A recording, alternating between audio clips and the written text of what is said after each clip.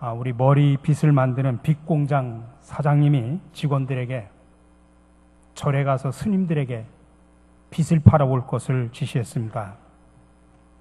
머리카락이 하나도 없는 스님들에게 어떻게 빗을 팔 수 있겠습니까? 참 어려운 일입니다. 근데 하지만 사장님은 사원들의 창의적인 노력을 보고 싶어 해서 지시했습니다.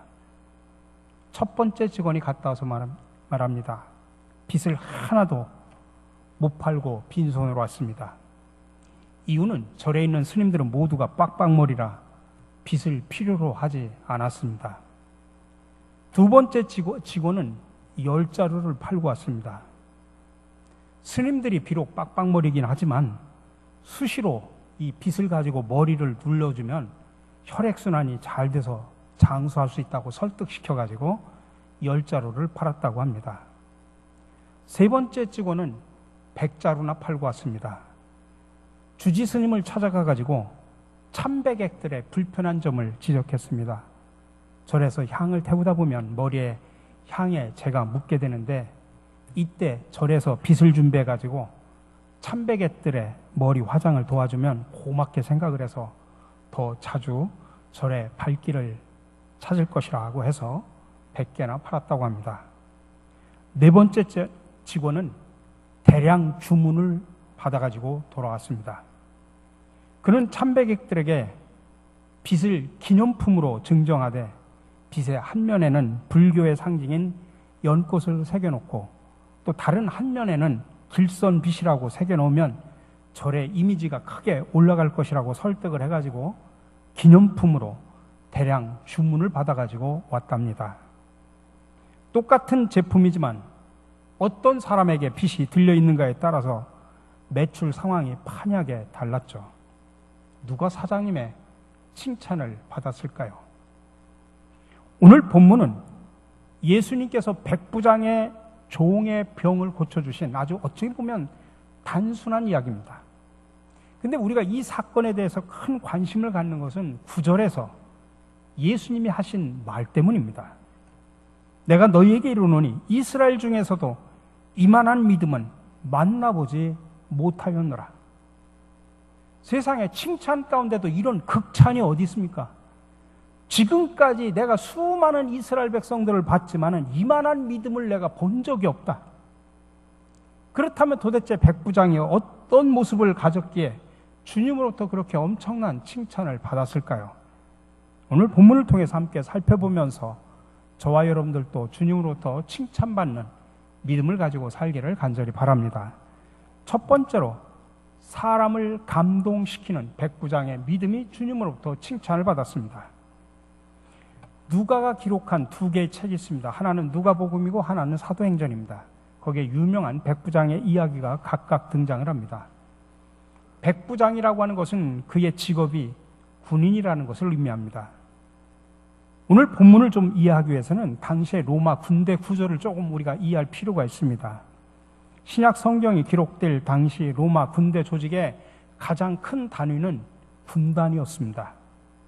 로마에는 28개 정도의 군단이 있었는데 1개 군단은 6,000명의 사병으로 구성되어 있고 1개 군단은 그 6,000명을 600명씩 10개 대대로 편성을 했습니다. 이를 또 다시 100명 단위로 나눴는데 그 100명을 지휘하는 지휘관을 백부장이라 그렇게 불렀습니다. 오늘날 군대 조직으로 아마 숫자로 이야기한다고 하면 중대장 정도의 보직이 되지 않겠나 생각을 해봅니다. 그러나 당시의 인구 구성이나 다양한 인종과 지역을 통치하는 그런 상황에 비춰볼 때 그 지위는 오늘날의 중대장보다는 훨씬 월등했고 또 식민 지역에서의 권한은 매우 막강했습니다. 또한 군에서 복무한 경험이 최소한 15년 이상 돼야 오를 수 있는 자리였고 일단 백부장이 되면 실전 경험이 가장 풍성한 자들로 인정이 돼서 로마 군의 가장 핵심적인 인사로 여겼다고 합니다. 그리고 사병들 사이에서는 백부장이 그들이 꿈꿀 수 있는 가장 명예로운 직책으로 여기기까지 했다고 합니다. 자, 그렇다면 예수님 당시의 군인들의 모습은 어땠을까요? 그 실마리를 우리는 누가복음 3장 14절에서 볼 수 있습니다. 거기에 세례 요한에게 세례를 받으러 왔던 많은 무리들이 있었는데 그 중에 군인들이 포함되어 있었습니다. 누가복음 3장 14절에 보니까 군인들이 세례 요한에게 나와서 이렇게 말합니다. 우리가 무엇을 하리까? 그 군인들의 질문을 받고 세례 요한이 대답을 합니다. 사람에게서 강탈하지 말며 거짓으로 고발하지 말고 받는 급료를 족한 줄로 알라. 이 요한의 대답을 통해서 당시 군인들에 대해서 일반인들이 갖고 있던 생각을 우리는 세 가지로 요약을 할 수 있습니다. 하나는 군인들은 강제로 남의 물건을 빼앗았고, 또 거짓으로 고발해 사람들을 감옥에 끌고 갔고, 또 마지막 불이한 이득을 탐하는 무리로 그렇게 비춰졌다는 것입니다. 이들을 향해서 세례 요한은 그와 같은 불의와 불법과 난폭함으로부터 떠나라, 그렇게 요청을 합니다. 사실 당시 상황에서 군인이 그렇게 회개를 외치는 세례 요한 앞에 가서 세례를 받겠다고 나서는 자체도 낯선 장면이었고, 또 그들을 향해서 담대하게 회개를 외치는 세례 요한도 대단한 용기였습니다. 어쨌든 당시의 군인들은 정복지의 주민들을 대체적으로 난폭하고 불의하게 대했기 때문에 군인들과 식민지 주민들하고는 별로 관계가 좋지 않았습니다. 근데 오늘 누가복음 7장에 기록한 이 백부장의 이야기를 보면 이 백부장과 식민지 주민들인 유대인들의 관계가 아주 매우 독특한 것을 볼 수가 있습니다. 유대인들은 그 백부장을 사랑했고 백부장은 유대인들에 대해서 관대했습니다. 오늘 본문에서 백부장의 부탁을 받고 이 백부장의 사정을 알고자 예수님을 방문한 사람들이 누구였냐면 유대인들의 어른격인 장로들이었습니다. 근데 문맥을 자세히 살펴보면 이 장로들이 백부장의 부탁을 받고 예수님을 찾아간 것은 어떤 백부장이 막강한 권세와 권위가 있어서 그 권위에 짓눌려 가지고 찾아간 것이 아닙니다. 4절에 보니까 백부장의 청을 받고 예수님께 나온 장로들이 그의 사정을 간절히 구했다라고 표현합니다. 이 말은 전심을 다해서 지속적으로 간곡하게 간청했다, 그런 의미를 담고 있습니다. 그러니까 마지못해서 강압에 못 이겨서 형식적으로 부탁을 한 것이 아니라 백부장의 일이 내 일처럼 안타까워 꼭 들어주기를 간절히 바라는 마음으로 예수님 앞에 부탁을 했다는 이야기입니다. 사실 당시에 백부장과 유대인들과 가까워지기가 결코 쉬운 관계는 아니었습니다. 그러나 누가복음 7장에서 만나는 이 백부장은 파견된 지역의 주민들로부터 마음을 얻었고 그들의 진정한 친구가 되어줬습니다. 성경은 더 자세하게 말하고는 있지는 않지만 분명히 백부장은 당시 식민지 백성들에게 많은 호의를 베풀었고 그들의 사랑을 그래서 한 몸으로 받았을 것이 충분합니다. 그래서 예수님은 유대 장로들이 찾아와서 그것도 이방인 또 지배자인 로마 백부장을 위해서 간곡하게 부탁하는 청하는 그 모습만 봐도 예수님은 호기심을 느꼈을 것이고 마음에 감동을 받았습니다. 여러분, 우리가 살아가면서 사람들을 감동시키지 못하면서 어떻게 하나님을 감동시킬 수 있다고 말할 수 있겠습니까? 특별히 현대인들은 이 사랑으로 감동시키는 사람들을 찾고 있습니다. 그래서 사랑의 감동 이야기들은 누구에게나 마음을 흐뭇하게 해줍니다. 병원에서 환자가 밤새도록 잠을 자는데 막 주전자에 물이 끓으면서 막 뚜껑이 펄떡펄떡 뛰어서 잠을 자지를 못합니다. 그래서 환자를 간호하던 사람이 곰곰이 생각을 해서 생각해낸 것이 있습니다. 주전자 뚜껑에다가 구멍을 뚫은 것입니다. 그때부터 주전자 뚜껑에 구멍이 뚫린 것입니다. 감동적인 사랑의 발명품입니다. 일본 병원에서 환자가 누워있으면 물을 마실 수가 없는 겁니다. 그래서 환자를 사랑하는 마음으로 물을 마실 수가 없으니까 생각하다 만들어낸 것이 빨대를 구부러뜨릴 수 있는 주름 빨대를 만든 겁니다. 사랑의 감동 발명품입니다. 젊은 남녀가 서로 사랑을 했습니다. 죽기까지 사랑하기로 약속하고 약혼을 했습니다. 근데 결혼을 앞두고 전쟁이 일어났고 남자는 군에 가게 됐습니다. 그러나 하루가 멀다고 편지를 주고받습니다. 애틋한 사랑을 고백하고 보고 싶어하는 애절한 내용들을 간절히 담아서 편지를 썼습니다. 그러던 어느 날부터 남자로부터 편지가 끊겼습니다. 전사한 줄 알고 몸달았던 여자는 어느 날 갑자기 편지를 받게 됩니다. 내용은 이렇습니다. 나는 싸움터에서 두 손을 잃었습니다. 이제 나는 당신을 먹여 살릴 수 없습니다. 결혼의 약속에서 놓아드립니다. 당신이 원하는 대로 다른 사람과 결혼하도록 하십시오. 이 편지는 어떤 사람이 나를 위해서 대신 써준 편지입니다. 이 편지를 받고 약혼자는 답장을 하지 않았습니다. 즉시 전선으로 달려갔습니다. 전선으로 가서 수소문해가지고 남자가 입원한 그 병원을 찾았습니다. 그리고 병상에 두 팔이 폭탄을 맞아 없어진 그 약혼녀를 만났습니다. 그리고 남자를 꼭 껴안고 이렇게 말을 합니다. 나는 결단코 그대를 포기하지 않겠습니다. 나는 당신을 사랑합니다. 우리의 일생을 반드시 성공으로 이끌 수가 있습니다. 여러분, 사랑하기 어려운 사람을 사랑하는 이야기는 아름다운 이야기고 감동적인 이야기입니다. 오늘 백부장의 이야기는 이처럼 사람을 감동시킨 사랑의 이야기입니다. 여러분, 우리가 살아가는 이 시대를 삭막한 시대라고 말합니다. 이런 시대에 사람을 감동시키는 사랑의 메신저들이 되시기를 간절히 바랍니다. 우리가 어떤 거창한 일을 해서가 아니라 아주 작은 말과 행동을 통해서라도 우리가 이웃을 감동시키고 또 하나님께 영광 돌릴 수 있는 그런 삶을 충분히 살 수가 있는 것입니다. 두 번째로 예수님이 이 땅에 오신 참 이유를 보여준 백부장의 믿음 때문에 주님은 그를 칭찬한 것입니다. 예수님이 제자들을 택하여 세우신 이유는 예수님의 메시아 선언과 관련이 되어 있습니다.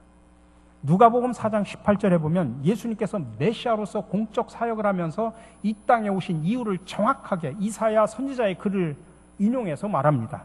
가난한 자에게 복음을 전하게 하시려고 내게 기름을 부으시고 나를 보내사 포로된 자에게 자유를, 눈먼 자에게 다시 보게 함을 전파하며 눌린 자를 자유롭게 하고 주의 은혜를 전파하게 하려 하심이라. 그리고 6장에 가면 예수님의 제자로서 해야 할 도리를 장황하게 설명을 합니다. 그리고 이어지는 오늘 7장에서 백부장 사건의 이야기를 말하고 있습니다. 이게 뭘 이야기하느냐? 누가가 보기에는 예수님이 이 땅에 오신 이유, 그리고 제자를 부르신 이유를 가장 잘 드러내는 모델이 바로 백부장이다라고 하는 것을 드러내 보이기 위해서는 것입니다. 백부장의 위대함은 성육신입니다. 우리가 성육신이라는 말을 쓸 때는 예수님께서 이 땅에 인간의 모습을 입고 오신 사건을 성육신이라고 말합니다. 근데 그 말을 다른 말로 표현하면 겸손과 섬김과 희생을 말하는 것입니다. 창조주 하나님이 인간의 육신의 옷을 입고 이 땅에 오셔서 죄인들의 모든 죄를 짊어지고 죄인이 되셨고 십자가 위에서 이 모든 죄에 대한 대가를 지불하고 돌아가심으로 죄인들의 죄를 사해 주셨습니다. 그런데 바로 이 백부장이 예수님의 이 모습을 너무나 닮았다는 이야기입니다. 여러분, 로마 시대 종은 한마디로 그냥 물건에 불과한 존재입니다. 주인이 죽일 수도 있고 살릴 수도 있습니다.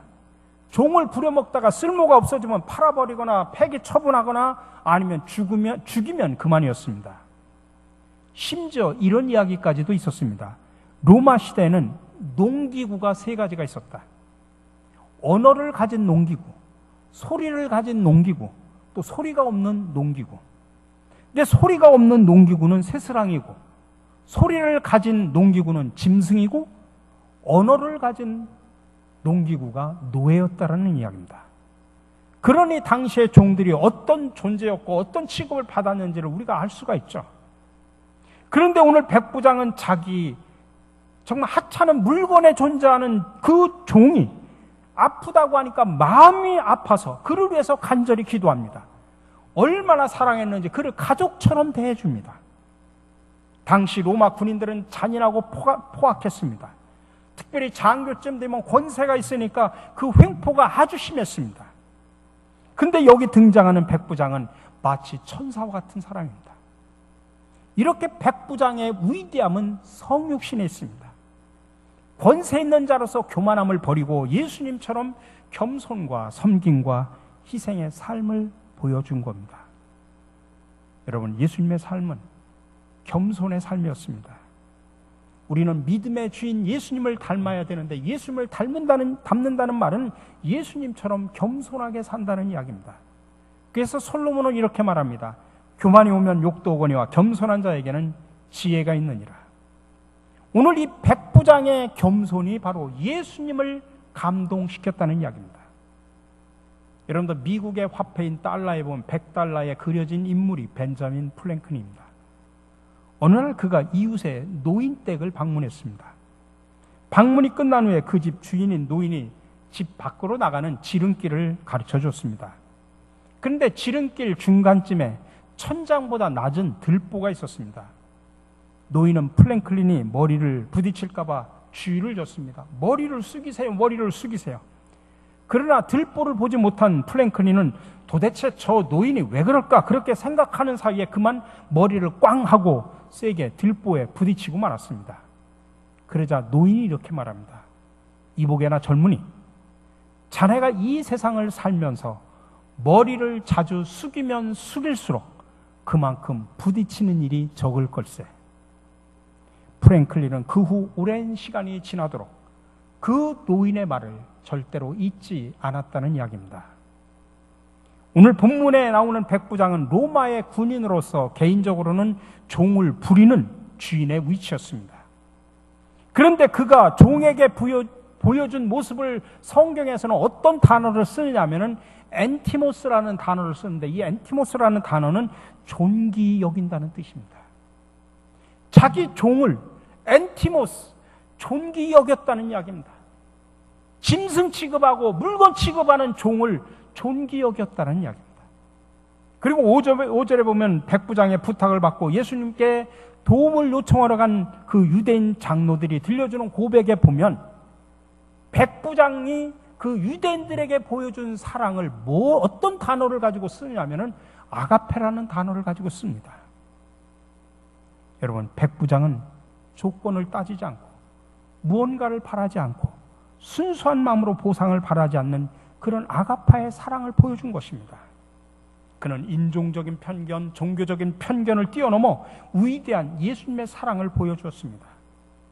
유대인들은 식민지 생활을 했지만 그 백부장의 사랑 안에서 숨 쉴 수 있는 자유함을 누릴 수가 있었던 것입니다. 여러분, 저와 여러분 모두가 오늘 이 백부장처럼 성육신의 신앙, 겸손과 섬김 그리고 희생 정신을 통해 주님의 제자로 올바르게 살아가시기를 간절히 바랍니다. 또한 주님의 사랑 아가페를 가슴에 담고 이웃을 사랑하는 제자들이 되시기를 간절히 바랍니다. 마지막으로 삶이 신앙으로 승화된 백부장의 그 믿음을 주님은 칭찬하셨습니다. 군인에게 있어서 가장 중요한 것은 명령에 살고 명령에 죽는 것입니다. 오늘 본문에 나타나는 이 백부장이 바로 그 명령체계에 가장 익숙한 사람입니다.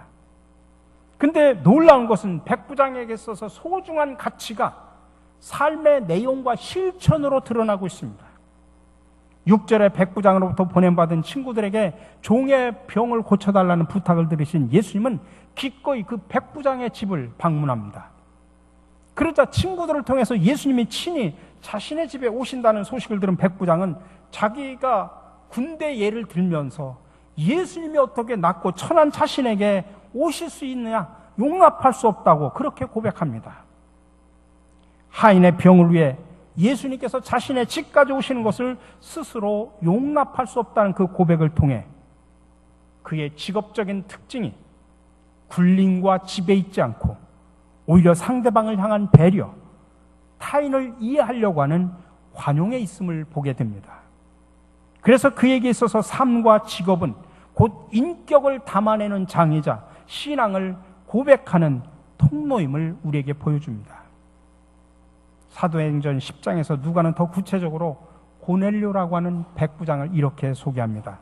그가 경건하여 온 지방과 더불어 하나님을 경외하며 백성을 많이 구제하고 하나님께 항상 기도하더니, 수직적으로는 하나님과의 관계를 나타내는 경건이라는 단어와 수평적으로는 이웃과의 관계를 설명하는 구제라는 말로 이 백부장의 균형 잡힌 건강한 신앙의 모습을 우리에게 잘 보여주고 있습니다. 특별히 기독교의 상징인 십자가는 이 균형의 중요성을 우리에게 가르쳐주고 있죠. 수직적으로 하나님과의 관계도 중요하고 수평적으로 인간과의 관계도 중요합니다. 하나님도 사랑하고 이웃도 사랑해야 됩니다. 이것이 균형 잡힌 건강한 신앙인의 모습입니다. 그러므로 예수님이 백부장의 이런 모습을 기이하게 여겨서 이스라엘 모든 백성들 앞에서 그를 칭찬할 수밖에 없었습니다. 백부장의 신앙은 그래서 세상에서 하나님의 막과 빛깔을 드러내는 멋있는 성도, 제자로서의 삶의 모델이 되었습니다. 그를 통해서 예수님은 영광을 받으셨고 하나님의 나라는 확장되어 갔습니다. 다시 말하면 백부장이라는 직업은 복음을 잊고 일상의 영성이 되어 하나님 나라를 확장해가는 아름다운 도구가 되었던 것입니다. 우리 사랑하는 성도 여러분, 우리의 믿음이 삶으로 드러나야 온전한 믿음이라 말할 수 있습니다. 열매가 없는 무성한 가지는 존재 가치가 없습니다. 자, 그렇다면 여러분이 주님의 제자라는 증거가 어떠한 열매로 드러나고 있습니까? 아니, 교회 안에서 입만 무성한 가지는 아닌지요? 세상에 살면서 세상 사람들과 전혀 구별이 되지 않는 우리의 모습을 여러분들 어떻게 설명하고 변명을 하시겠습니까? 우리 사랑하는 성도 여러분, 이 시간 주님은 우리 모두가 백부장의 믿음을 이어가기를 원하십니다. 그래서 사람을 감동시켜 하나님께 영광을 돌리는 제자, 겸손과 섬김 그리고 희생 정신을 통한 성육신의 신앙을 가진 제자, 세상에서 성령의 아름다운 열매를 주렁주렁 맺는 일상의 영성을 소유한 제자로 거듭나기를 원하십니다. 이 시간 저와 여러분 모두가 아멘으로 화답하여 세상에서 하나님의 막과 빛깔을 드러내는 멋있는 성도, 주님의 참된 제자가 되시기를 주님의 이름으로 간절히 축원합니다.